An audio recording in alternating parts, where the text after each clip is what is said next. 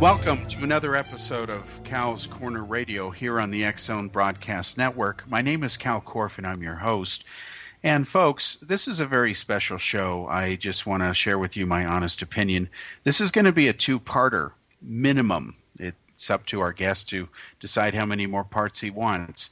Now, whom am I referring to? I'm talking about the one and only Dr. Bruce Maccabee, who is a legendary figure in the field of ufology.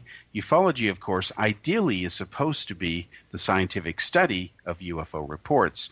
Bruce is a longtime expert in this area. I've admired his work, and he's here for a special two-part series of interviews to talk about a lot of things. So welcome, Bruce, to Cal's Corner Radio here on X-Zone Broadcast Network. Thanks for coming on. Thank you very much for having me. It's a nice little corner. Thanks. Maybe it's a big corner. Well, we try. Bruce, I'm truly honored and humbled that you've agreed to be on the show. Why don't you introduce yourself briefly, give us some of your background, and tell us why you're interested, what got you interested in the subject of UFOs?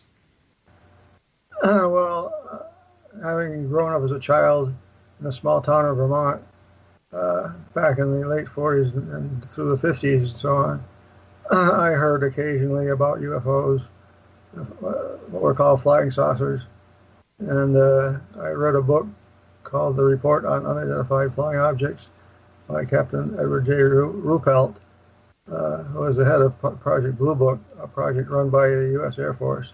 I read that in high school, and it made a little bit of an impression on me. It seemed that Ruppelt was sitting on the fence with respect to UFO reality, whether the UFOs were something extraterrestrial or not. I got the impression it wouldn't take much of a push to get him off the fence onto the ET side. But anyway, that was a 1958-59 time frame. I didn't think much about the subject again until about 10 years later in the 1960s. The latter half of the 1960s, there were lots of big sightings in 64, 65, 66 time frame.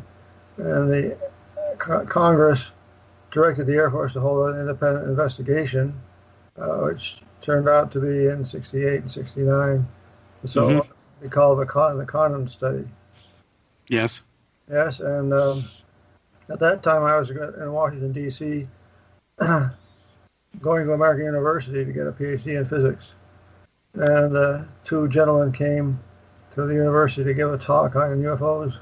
They were both from an organization called the National Investigations Committee on Aerial Phenomena, NICAP. And they said, the thing that's really stuck in my mind was, they said, we can use volunteer help at the headquarters. And I happen to know the headquarters was right down the hill, so to speak, from American University, New Hampshire Avenue in Washington, D.C. So I went there. NICAP was an organization that was mentioned in a lot of UFO books that I had read to try to find out what was going on by reading books. And so I expected a big organization. When I got there, I thought it was a top floor of a row house being run on a daily basis by a sort of a little old broken down lady who happened to be very intelligent.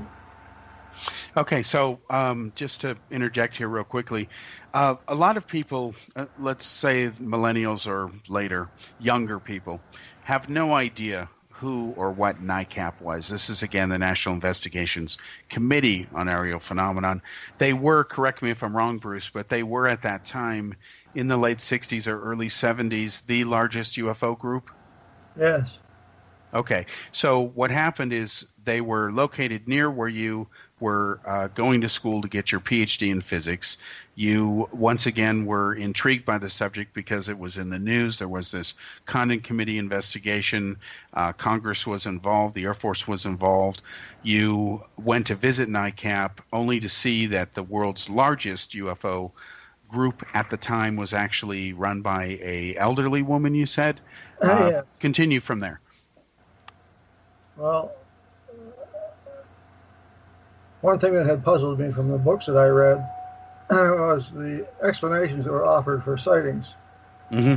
And if sightings could be explained, why was there all this big to-do about sightings?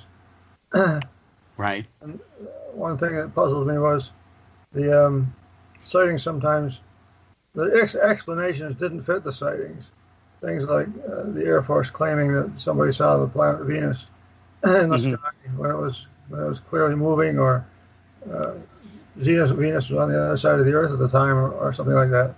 So and it made me wonder why in the world.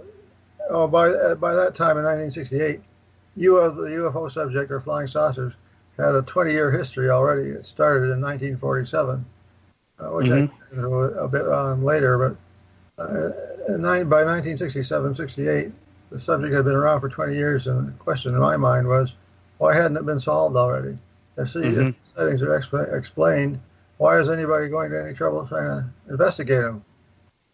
If I go to NICAP, I can look through the actual case files and see what really is going on. That's a lot better than reading what people wrote about it in books. Right. So I went there and I found this lady running the whole office. The office was stacked with books and stuff, and she is handling the whole thing by herself. I was the only person who decided to volunteer. I don't know how many people at American University heard the two gentlemen talk about volunteer help, but I showed up there and I did do volunteer help, and that's what got me into active investigation with the NICAP subcommittee group in the Washington D.C. area, and over the next few years investigated some cases, and I was always asking myself, where is the explanation for this? Are people going crazy or something like that? Is it a hoax? And the very first sighting that I went on investigation, a lady who claimed she saw green lights passing over her car as she was driving along a road called Tuckerman Lane, just west of Washington, D.C., northwest of Washington, D.C.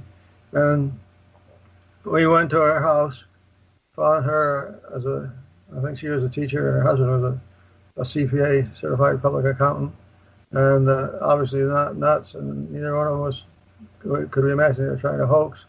We drove along the same road that she claimed she saw these green things going over, and there wasn't any green thing that could be passing over this road.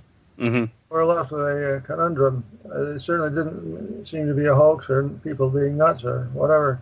To me, it remained unexplained, and still does to the day. There are other cases, even more bizarre, shall we say. In one case from 1971, I think it was, that I ended up writing an article to send to Scientific American way back in 1974. A very brief history of the subject is that there's a big flap that started the thing off in 1947, late spring, early summer. As a matter of fact, we're coming up on the 71st anniversary of the first publicized sighting, Kenneth Arnold, June 24th, 1947, at 3 p.m. Yes.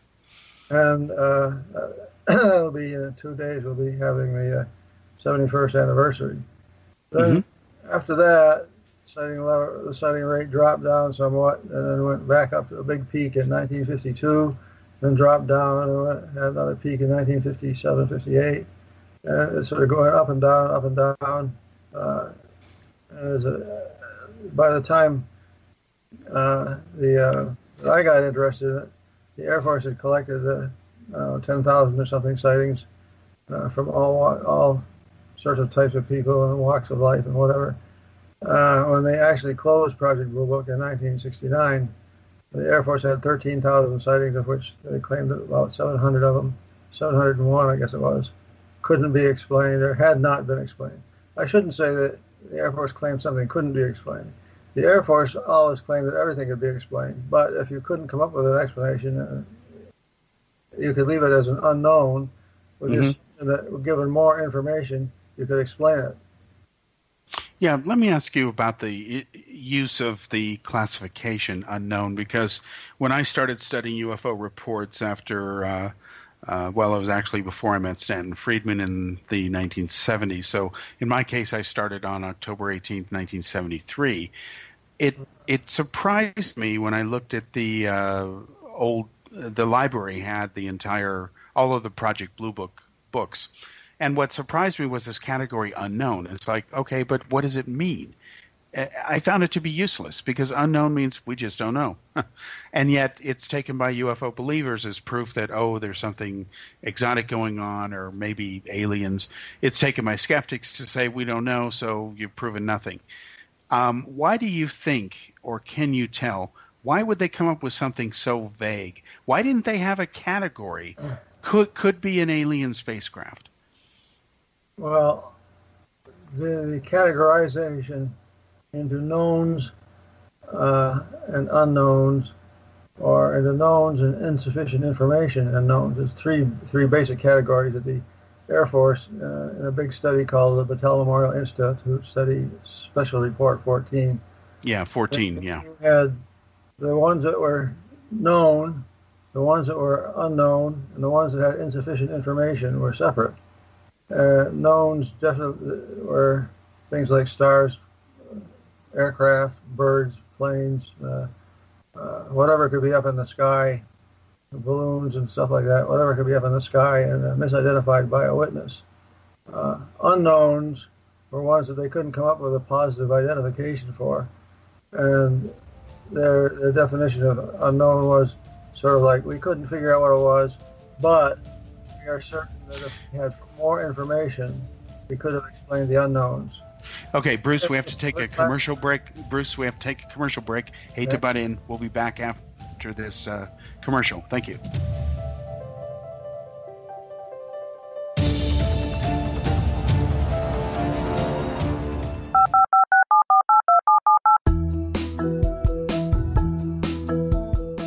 Did you know that when you're on the road with limited data or Wi-Fi, you can still listen to the X-Zone Radio Show with Rob McConnell, The Science of Magic with Gwilda Wiyaka, X-1, Dimension X, Space Patrol, and every minute of the X-Zone Broadcast Network by calling 213-401-0080, courtesy of Audio Now.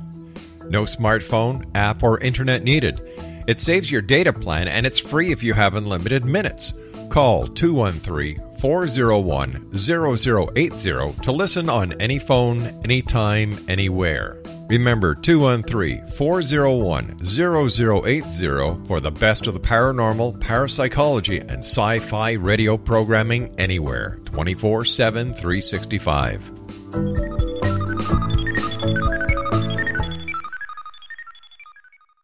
You have heard of the X-Zone? Now watch it on Simul TV. Plus 500 video games, live TV channels, free video on demand, worldwide, and more. Does this sound like tomorrow's television? Well, it is, but you can have it today, right now. It is Simul TV.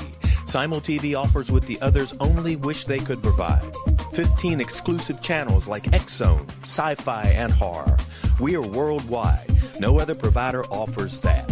500 built-in video games. No need to have an extra expensive system. We have them included. Free video on demand.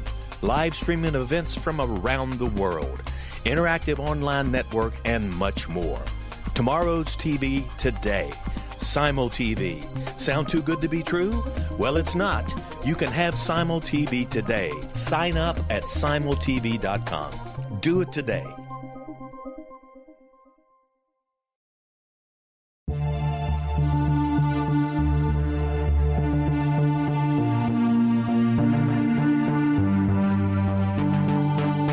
We live in rapidly shifting times of extreme volatility and uncertainty. Such profound change brings a unique opportunity for the evolution of consciousness. I'm Gwilda Wiyaka, host of Mission Evolution Radio Show, a program that explores the latest scientific developments and deepening spiritual truths supporting human evolution.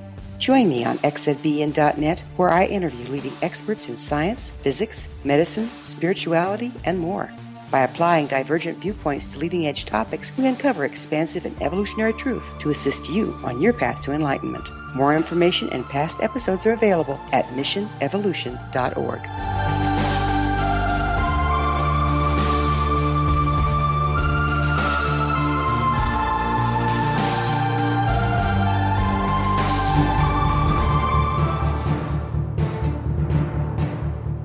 Welcome back to segment 2 here on Cal's Corner Radio Show here on the X-Zone Broadcast Network. My name is Cal Korf, and I'm your host, of course, and the executive producer of the show is the one and only Rob McConnell. Now, for those of you who listen to the show, you know that we cover everything from politics to the paranormal. In this case, we have a very special guest here, the one and only Dr. Bruce Maccabee, who is a legend, as they say, in the field of ufology. He is a very serious, credible scientist who has studied some of the hardest so-called UFO cases, and he continues with his explanation on what the differences were. What is meant by the term unknown when the U.S. Air Force investigated UFOs for decades under Project Blue Book, which was the name for most of the years that it investigated UFOs, at least officially. And there were categories of sightings, a small group of which I think it was about 19.7%, as I recall in the Project Blue Book 14 report, that said that these reports were unknown. So, Bruce, go ahead and continue. Sorry I had to interrupt you there, but we had to take a commercial break. Well, I was telling about the insufficient information class. Mm-hmm. The insufficient information classification was a report had insufficient information if you couldn't prove that it was unknown, or you couldn't prove that it was known. Right. So, but the fact that they had insufficient information and unknowns as well, with the advisement that unknown meant we can't figure out what it is, but if we had more information, we could probably figure out what it is. Means unknown should have been part of the insufficient information. Right. But for some reason they weren't. So why would they segregate it out? And the answer is the unknowns had characteristics about them that rejected or forced you away from all known explanations, leaving you to have some unknown explanation. And the Air Force made it clear that extraterrestrial. Well, now I have to jump back in time. 1940, when this all began, the Air Force began investigating sightings. In 1948, in the fall of 1948, the people who were doing the investigations in the so-called Project Sign decided that the main testimony they had available, this is all based on testimony, of all sorts, very weighted towards Air Force people. They couldn't explain these cases, and there seemed to be characteristics about them that were going to reject all explanations, and they wrote a report that's been called the Estimate of the Situation, in which they said the estimate was these things are interplanetary, to use their term. And General Hoyt Vandenberg was the Chief of Staff for the Air Force at the time. This is September of 1948. They took this report directly up the chain of command to the general and said, what are we going to do about it? And he says, sorry, wrong answer. Basically, he rejected the interplanetary. Now, up to that point, they had a number of possibilities for explanation. It could be an American project that was rejected, a Soviet project that was rejected, balloons, aircraft of some sort, astronomical events, birds, whatever, the typical explanations that you would get, and then explanations, delusions on the part of the hoaxes, and delusions on the part of the witnesses. And they also had, up to that point, the possibility that there was something coming from the outside. A lot of these objects looked very much like solid aircraft that were of a design that was nothing that we human beings had made. So the general told them, sorry, wrong answer, when they said interplanetary. And that was a policy change that forced them to never use ET, even though they might think it was. So if some unknowns were ETs, they couldn't say so, so they would simply say unknown. Okay, you raise several important points. That, of course, is the crux of it, as you just mentioned it just now. Now, if we can back up just a little bit to recap, because again, a lot of people listening to this, they don't know what Project Blue Book is, sign or grudge. They don't know what the estimate of the situation report was. Now, what you're saying is that there was an assessment written by the Air Force called the estimate, short version of it, the estimate of the situation, meaning what was going on at the time. And there was a conclusion in there that UFOs were interplanetary spacecraft or vehicles. That conclusion, that report was kicked up the chain of command, and it was rejected. And then ever since then, the pressure was on, is what you're saying, to avoid that type of speculating, even if the data seem to indicate that they may have been from somewhere else? Well, at the very least, not made here. Mm-hmm. Yeah, not made here. Well, okay, let's say not made here. Now, realistically, especially considering the times, if it wasn't made in the USA, there's really not that many other places it could be made. You couldn't say made in China, not back then in 1947. Well, not only that, but characteristics of these objects indicated something strange was going on. One of the first characteristics of these objects was noted by the first guy to have his sighting publicized. That's Kenneth Arnold. Mm-hmm. Let's talk about the Kenneth Arnold case, because that is also the subject of your new book and all about it. So go ahead, Bruce. Yes. For a period of 3 minutes in the middle of the afternoon of June 24th, 1947, the world changed. There's a man who was highly credible, technically oriented, and so on, saw these things go traveling past him from north to south, as he was 20 some miles west of Mount Rainier, and these things went past him, past the mountains, all the way south to Mount St. Helens, Mount Adams, and he timed the flight between these two mountains, which are volcanoes, mm-hmm. and timed the flight, and you figure out later on that they had traveled something like 50 miles in 102 seconds. That comes out to be around 1,700 miles an hour. But the way they flew, I want to emphasize, his description of them skipping from place to place, flipping and flashing in the sun, definitely not a smooth, continuous motion, but erratic, sort of. And to use one of the descriptions, like if you tossed a saucer, skipping a saucer on the water, they go along in a jumping manner from one point to another. Okay, so these objects move so fast and are so jerky that he could not imagine that a human being could be living inside one. In other words, the idea of extreme acceleration, throwing out, rejecting the possibility of a human being being in there. And I want to now connect that with something which is highly timely today. 2004, the Nimitz event. David Fravor, who was the pilot of one of the jet aircraft off the Nimitz, referred to seeing one of these things he called shaped like a candy known as Tic Tac. Mm-hmm. And his motions were very jerky from one point to another. It seemed to travel instead of a continuous uniform motion. And he wondered whether or not a human being could even withstand the accelerations. I calculated that one of these was measured for a period of time on radar by Kevin Day, and it traveled 28,000 feet from a level of 28,000 feet down to the surface of the ocean in about 0.8 of a second. I estimated that you could do that with a continuous acceleration, a constant acceleration downwards till you get to the halfway point, and then a constant deceleration to slow you down, like slamming on the brakes for the rest of the distance.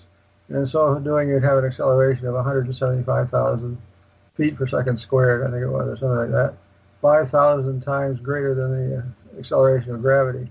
It would be like, instead of you weighing 150 or 200 pounds, you weigh 5,000 times more than that. And that would be enough to turn you into a ball of jello on the floor. If it were occupied by a human.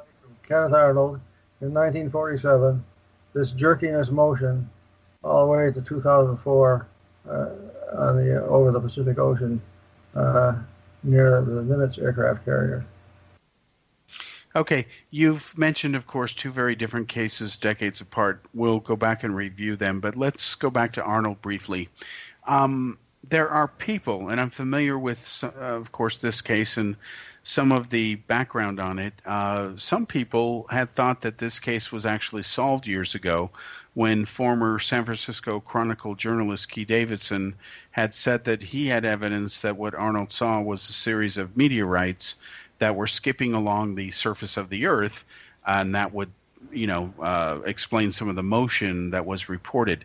Now, what we're going to, can you explain why that is not possible in your view? Well, for one thing, meteors that get close enough to the Earth to start heating up and glowing, they heat up and they glow, and then if they slow down, they stop glowing. They don't glow and then stop glowing and then glow and then stop glowing. As they lose heat, as they gain heat, they heat up and they glow, and then they lose heat and they leave the Earth. Now, these objects that Arnold saw, he definitely reported saying that they were flashing, as they seemed to be tilting left and right as they were flying along, and flashing in the sun. And that's not what a meteor does. These flashes, he said, were so bright that they lit up the inside of the airplane. That's one reason. Another is the speed. Meteors are traveling 20, 30,000 miles an hour as they go past the Earth. You can't skipping meteor. There have been skipping meteors where they... Okay, we'll be back after this commercial break, Bruce, and we'll continue. From our broadcast studios in Hamilton, Ontario, Canada, to the world and beyond, you're watching the X-Zone Broadcast Network, www.xzbn.net.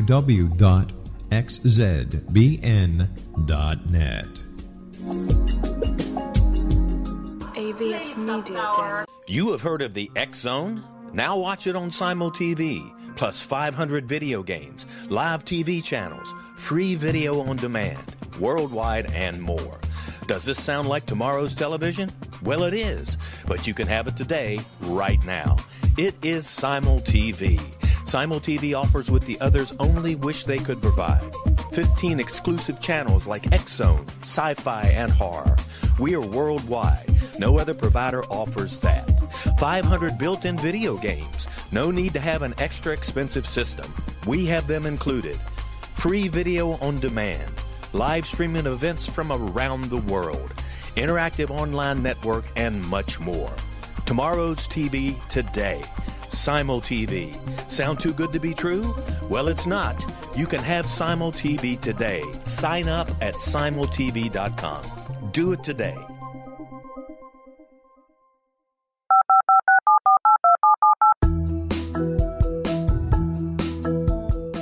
Did you know that when you're on the road with limited data or Wi-Fi, you can still listen to the X-Zone Radio Show with Rob McConnell, The Science of Magic with Gwilda Wiyaka, X-1, Dimension X, Space Patrol, and every minute of the X-Zone Broadcast Network by calling 213-401-0080, courtesy of Audio Now. No smartphone, app, or internet needed. It saves your data plan, and it's free if you have unlimited minutes. Call 213-401-0080 to listen on any phone, anytime, anywhere. Remember 213-401-0080 for the best of the paranormal, parapsychology, and sci-fi radio programming anywhere, 24/7, 365.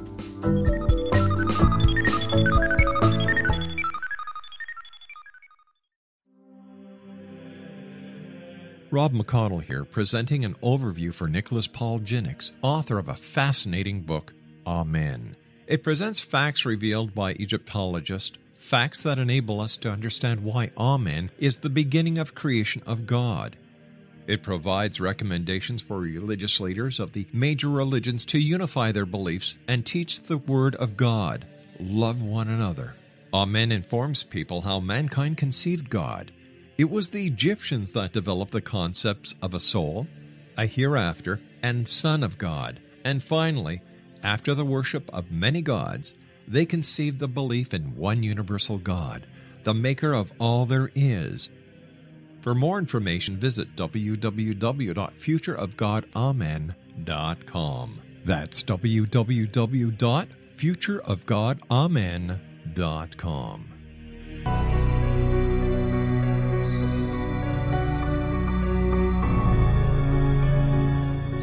Welcome back to the third segment here on Cal's Corner radio show here on the X-Zone Broadcast Network. My name is Cal Korff, and I'm your host, and the executive producer of the show is, once again, Rob McConnell. Now, joining us as he has for this entire show, and he'll be back next week for part 2 of this series, is the one and only Dr. Bruce Maccabee, who is a top UFO researcher. He's also a physicist, and he is telling us about the Kenneth Arnold sighting, which is credited with kind of starting the UFO craze, if you will, or at least coining the term flying saucer into modern culture.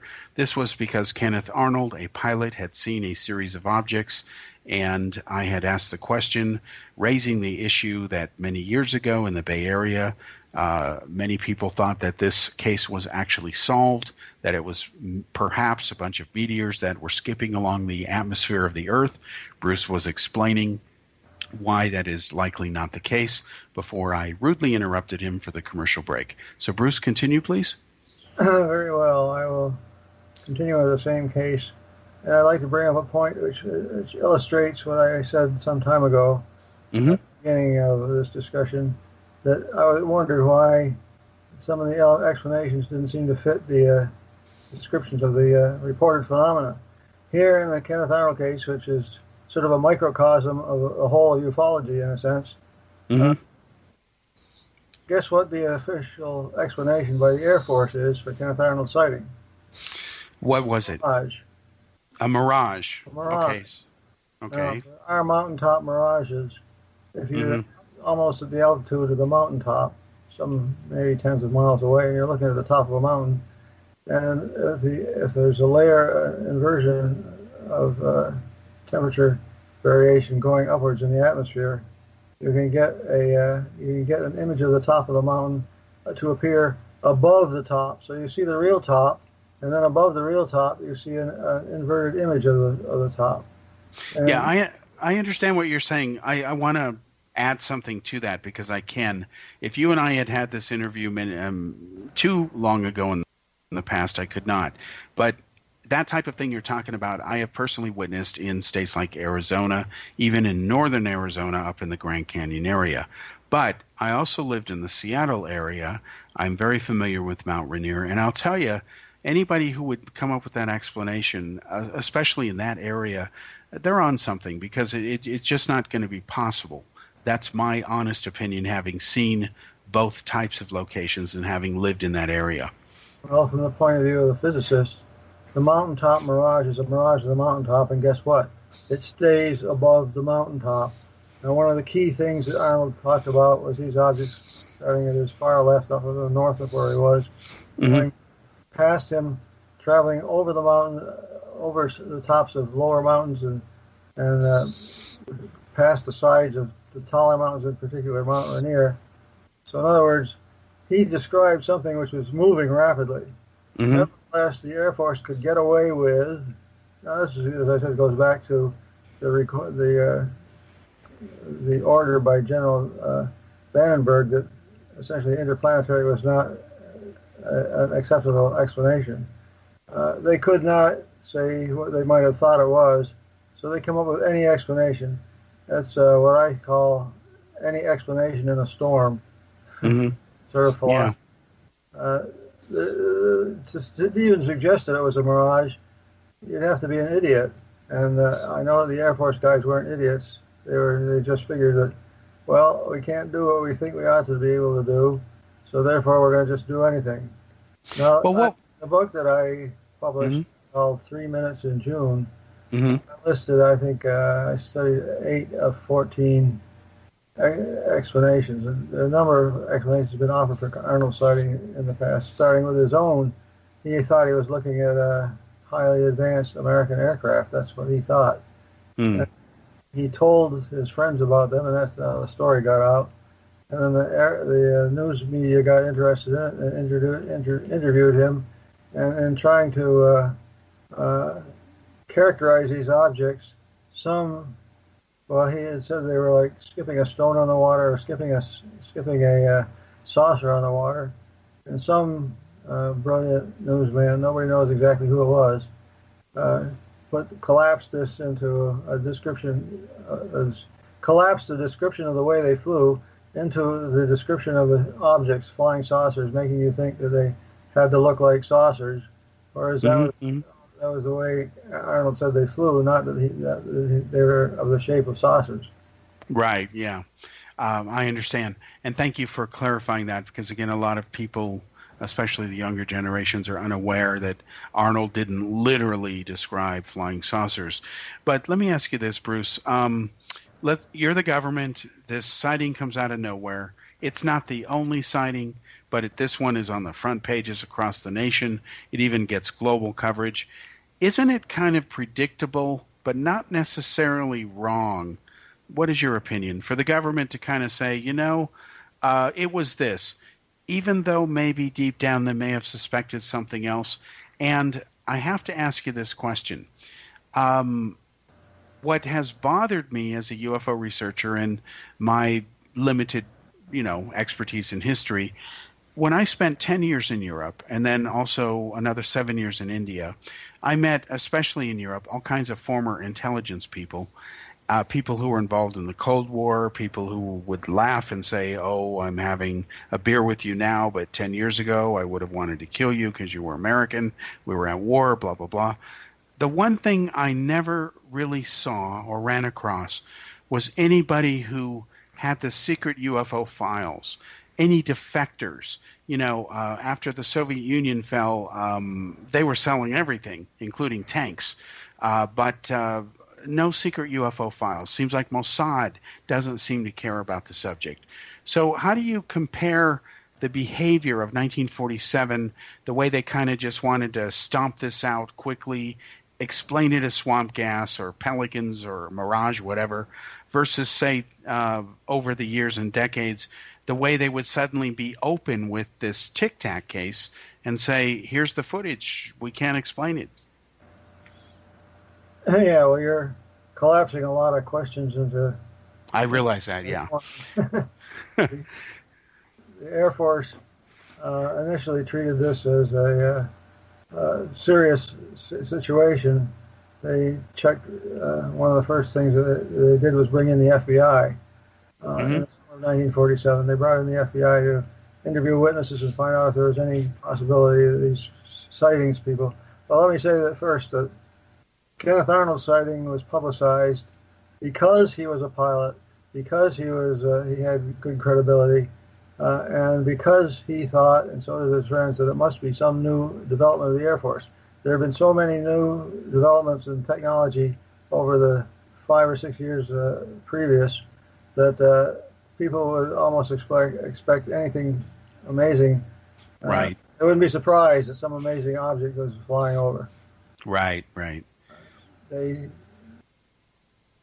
Arnold was the first to be publicized. People had sightings of things before, in the months and weeks before Arnold's sighting, but they didn't tell anybody. They didn't tell anybody because they would say, I was seeing something strange up in the sky, and other people would think I was going crazy. When Arnold went public, he didn't expect this to be cause as big a flap as it was, but the newsmen say that the initial story went out, and then they got flooded with requests from news organizations throughout the world for more information about these extremely fast saucer-shaped objects. And I point out again that it was not necessarily saucer-shaped, but that was the term that was used, flying saucers. After his sighting was publicized, people started saying, oh, somebody's interested in what I saw, and so they began reporting things to the newspapers, and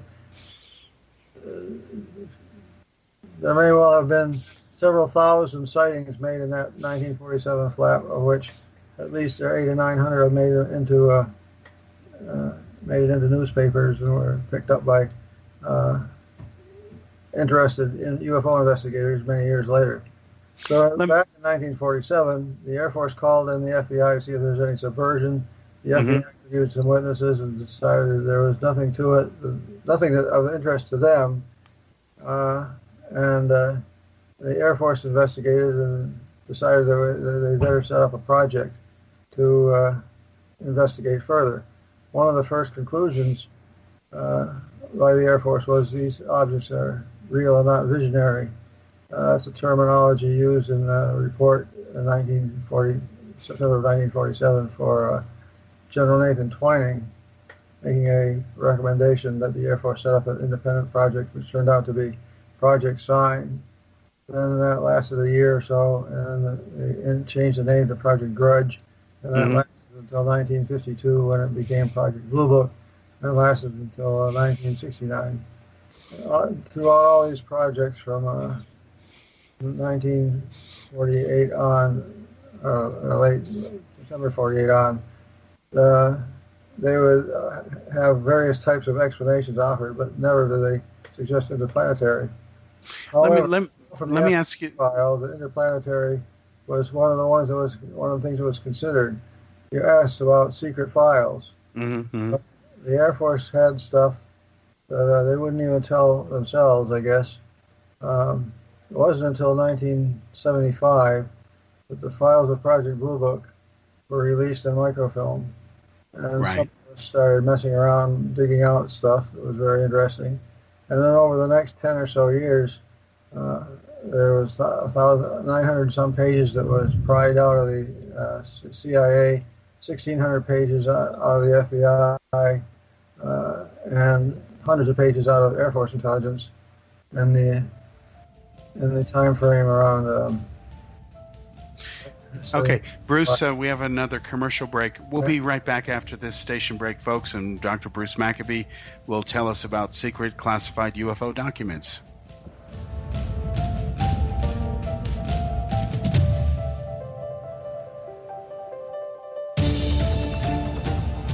You have heard of the X Zone? Now watch it on Simul TV, plus 500 video games, live TV channels, free video on demand, worldwide, and more. Does this sound like tomorrow's television? Well, it is, but you can have it today, right now. It is Simul TV. Simul TV offers what the others only wish they could provide. 15 exclusive channels like X Zone, sci-fi, and horror. We are worldwide. No other provider offers that. 500 built-in video games. No need to have an extra expensive system. We have them included. Free video on demand. Live streaming events from around the world. Interactive online network, and much more. Tomorrow's TV today. Simul TV. Sound too good to be true? Well, it's not. You can have Simul TV today. Sign up at simultv.com. Do it today. The new nonfiction book, Razor of Madness, is similar to cult movies like Clockwork Orange, Dragon's Tattoo, or The Other Side of Hell. Wayne Morin Jr. and Thomas Lee Howe will expose widespread and systematic deficiencies in this thought-provoking tell-all novel. Mind control rages among scholars in law schools. Human rights are ignored while thought reform and mental manipulation are accepted practices used as behavior modification. Dr. Louis Jolyon West comes to mind. Media and public scrutiny shows that United States mental hospitals are in fact destructive murder industries. Razor of Madness expose novel details this epidemic through an in-depth professional and personal investigation. For decades there has been a revolving door policy that still releases killers and pedophiles back into society. The maestro of mind control continues to haunt America to this very day. Razor of Madness is available in paperback or as a downloadable ebook at Amazon.com.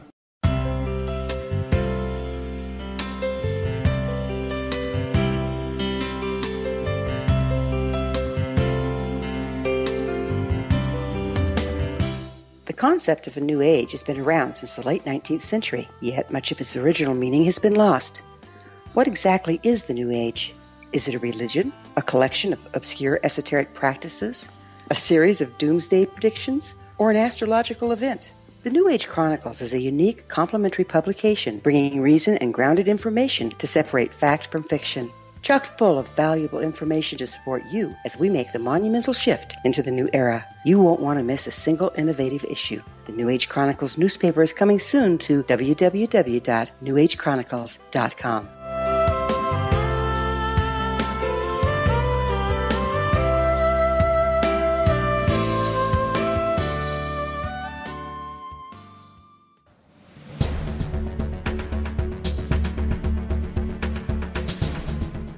Welcome back to the fourth and final segment here on Cal's Corner radio show here on the X-Zone Broadcast Network. My name is Cal Corfin. I'm your host, and the executive producer of the show is Rob McConnell.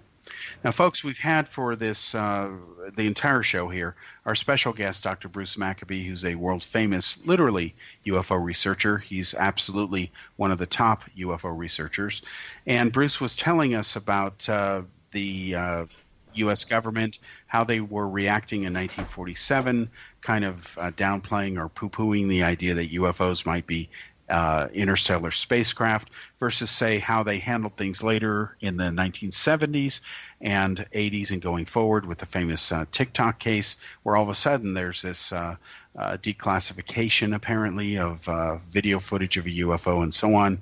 And Bruce mentioned a couple of important points, and that is the release of UFO data by the FBI and CIA. These are formerly classified memos.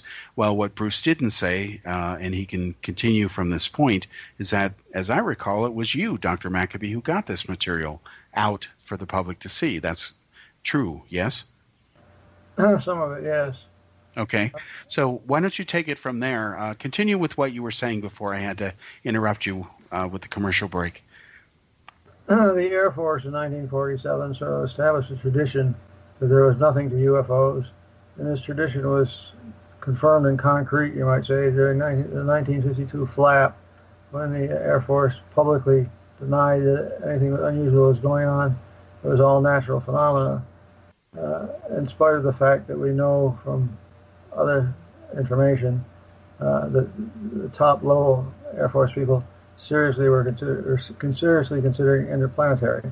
Now, that information not from the Air Force files itself, but from the FBI of all people.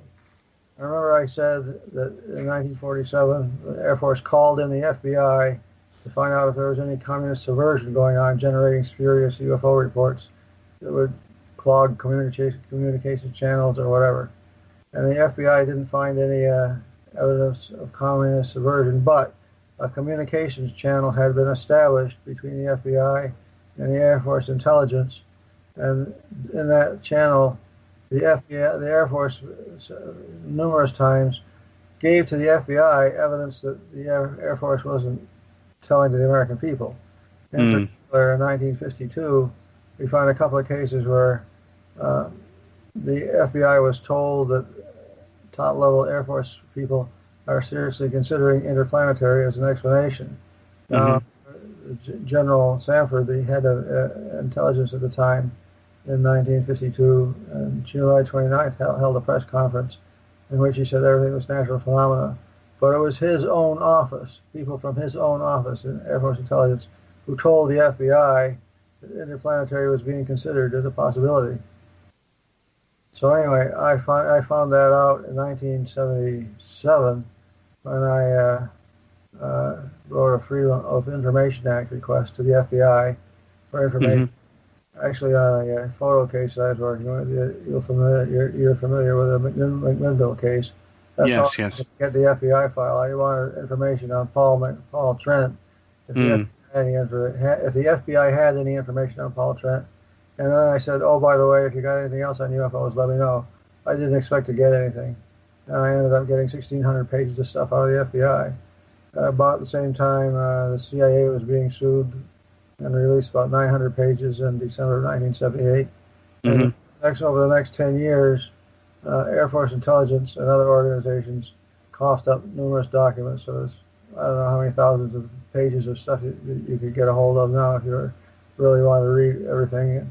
And to extend this to the rest of the world, there have been releases of UFO files by a number of countries now, including Great Britain most recently releasing stuff little by little. Anyway, there's a lot of stuff which was initially classified, at least secret. If there was top secret stuff, I wouldn't be surprised, but it's been well buried, shall we say. Well, how do you compare? I base my conclusions, I should point out, not so much on things like the Roswell case and stuff, but my own investigations of testimony that's highly credible witnesses and wherever possible optical and other types of sensors that are used in the case. I have one in particular in the last case in my book. I wrote a book called the FBI-CIA UFO Connection. The last case in that book is a magnetic case. Very impossible. I mean, the guy was using a device used to detect metal pipes underground for oil, looking for oil, where they were drilling for oil. They would drive a metal casing down in the ground and then cap it off. And he would use a thing known as a magnetic gradiometer to locate where the tops of these pipes were. And he used that to walk through an area behind his house where his wife had seen a classic flying saucer type thing leave from. He walked around with this magnetic device and it was going off, indicating a huge field. This was recorded. The effects on his gradiometer were recorded on videotape by a couple of guys investigating a case, and so you can do actual magnetic measurement of the field strength and find that there's a huge magnetic field in an area where there's no metal at all. I was told that the strength of the field was comparable to standing 30 feet in front of a destroyer ship. I was told that by a guy who worked for the Navy and mines. I wouldn't have known that. But the point is that there are physical effect cases of various types that have been detected throughout the world that back up just the witness testimony. But there are numerous cases where the witness testimony is also good.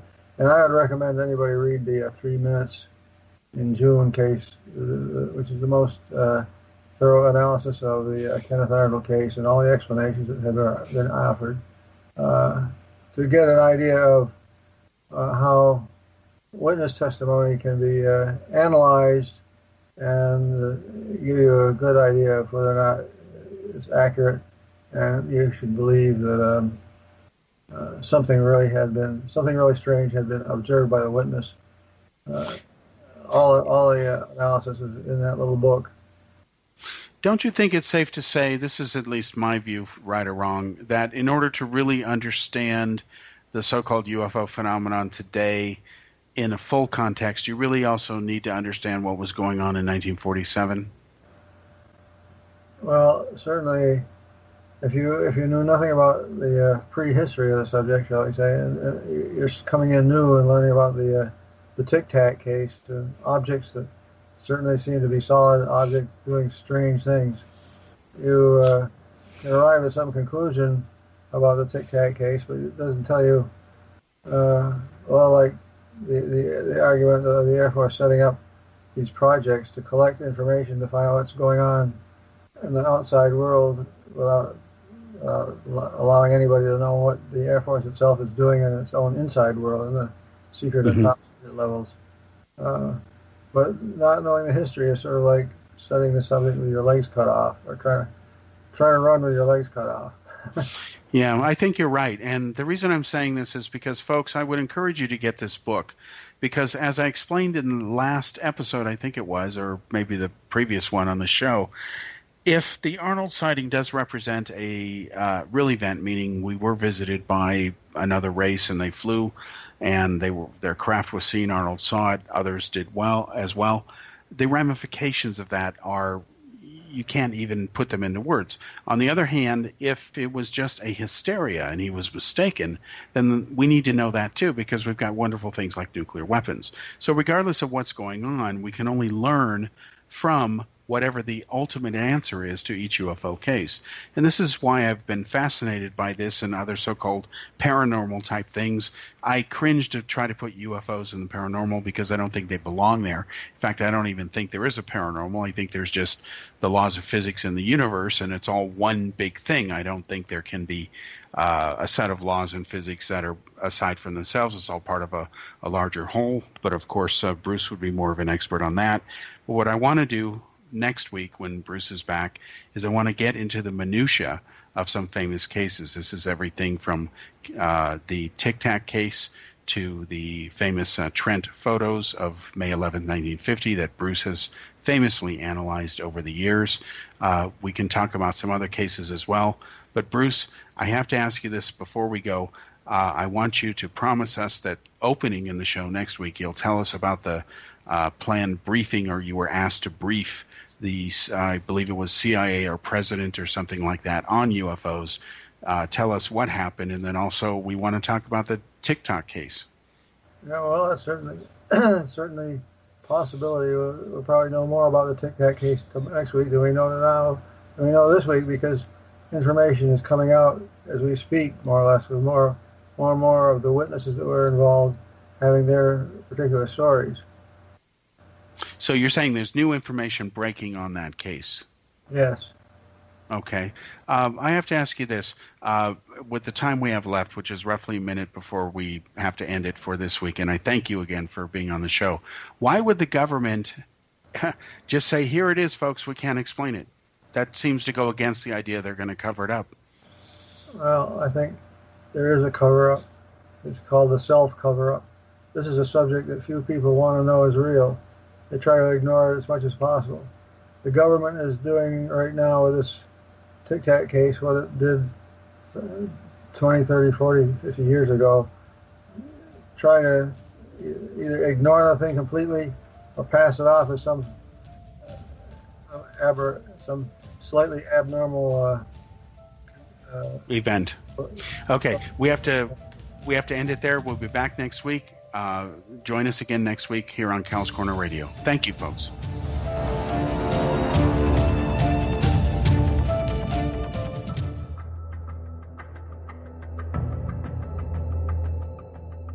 Modern Esoteric, Beyond Our Senses by Brad Olson, consummates the lifeology story about where humanity originates.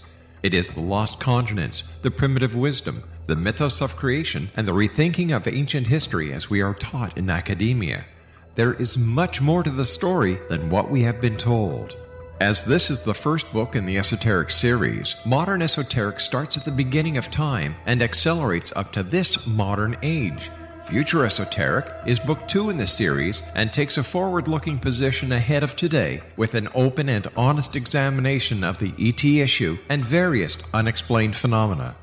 To discover the writings of author Brad Olson, visit www.bradolson.com. That's www.bradolson.com.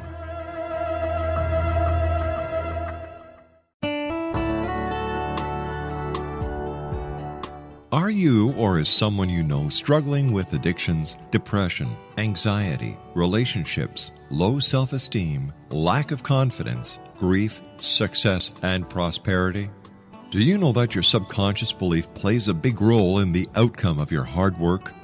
We can help you permanently change the beliefs that may be the reason for your struggles and failures. We care about getting you the return on your investment and the results you are looking for. We can help you be free of the limitations of your past and in realizing your highest potential. We work with people by phone and Skype.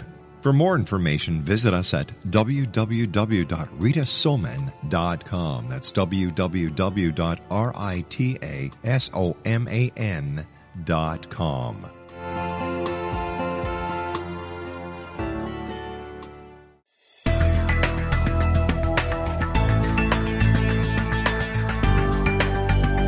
Do you think you have energy problems in your home? Do you feel better when you're away than when you're home?